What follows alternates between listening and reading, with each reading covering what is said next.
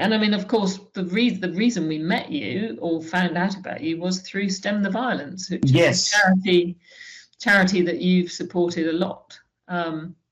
Yes, I think I'm a director. I think I saw you. I think I saw you on their website, so I started Googling you, and then that's how I found out about you and found the video of you.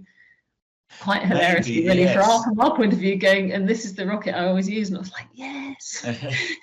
So I work with Stem the Violence, and that's a London-based charity, and that's looking at trying to use STEM, science, technology, engineering, and mathematics, to engage with young people, to try and keep them in school or re-engage them with school instead of youth violence, gangs and stuff like that. I also use it with a charity that I'm actually definitely a trustee of because I've signed the papers, called Phoenix Space, which is a international charity that works with refugee children, students in Middle East, but globally, but mainly in the Middle East, in Turkey, Syria, Libya, places like that, in Gaza and the West Bank and places like that, to engage them, to help support their education in the camps, to actually hopefully inspire them.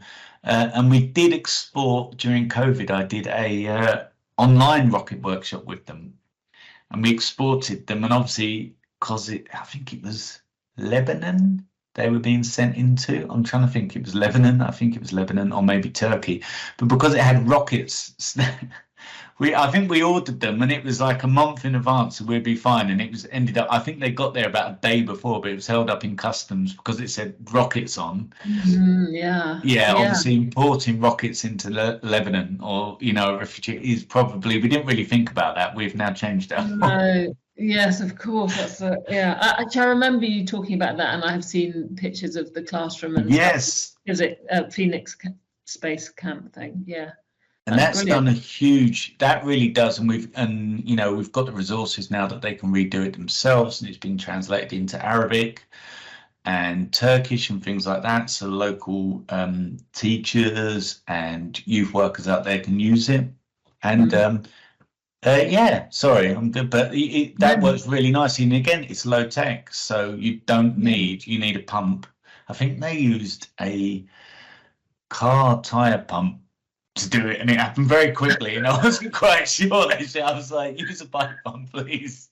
And I remember, sorry, when we did that day with you at World's End, with the charity, with Stem the Violence, with Fernando, and I don't know if you remember me telling you, Caroline, it was a sort of holiday camp, and there were some pretty hardcore kids there who were not going to be impressed by anything. They were not listening really or engaging in that whole, let's talk about the different countries and the astronauts, and like, yeah, whatever.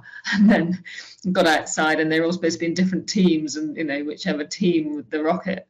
And then the rockets were just amazing, and they were suddenly drawn to attention, and all wanted to be in the team. No, I'm in that team. That's my team. I think that helps, actually. I think we should do that first, because I think actually launching a couple and going, let's do the thing, because then you can go back out and launch it again, actually is, because actually, you say, hang on, I want to do that.